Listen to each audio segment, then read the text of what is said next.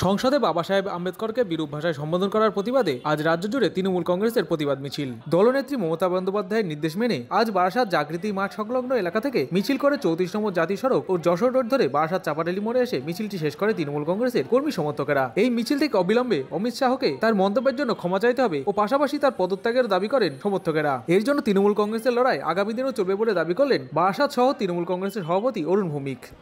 তাই 1950 সালের 26শে জানুয়ারি সেই সংবিধান রচনার প্রথম পাবলিশড হয়।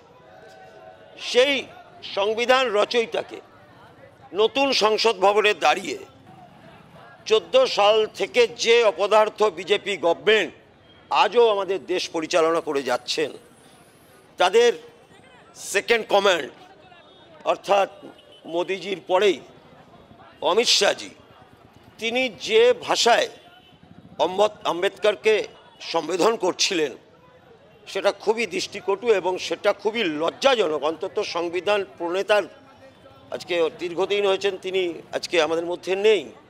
যাকে আমরা যেভাবে তাকে সম্মান জানাই সারা ভারতবর্ষ জুড়ে, অথচ সেই সংবিধান প্রণেতাকে যে ভাষায় তিনি আক্রমণ করেছেন সেটা খুবই লজ্জাজনক।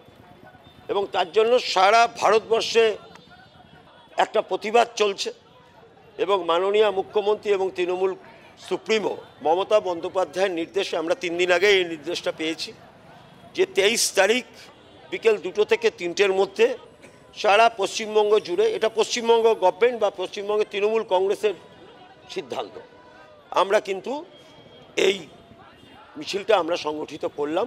অমিত শাহের পদত্যাগ আজকের দিনে দাঁড়িয়ে অনেক জায়গা থেকেই উঠছে, অনেক রাজনৈতিক দলের পক্ষ থেকে উঠছে, অনেক আঞ্চলিক দলের পক্ষ থেকে উঠছে, জাতীয় দলের পক্ষ থেকে উঠছে।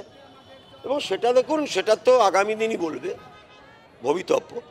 তবে এর জন্য তৃণমূল কংগ্রেসের লড়াই আন্দোলন চলবে এবং ওই অপমানকে তৃণমূল কংগ্রেস যে সহ্য করছে না, এবং সেটা আজকের খালি মিটিং মিছিল দিয়েই শেষ হবে না।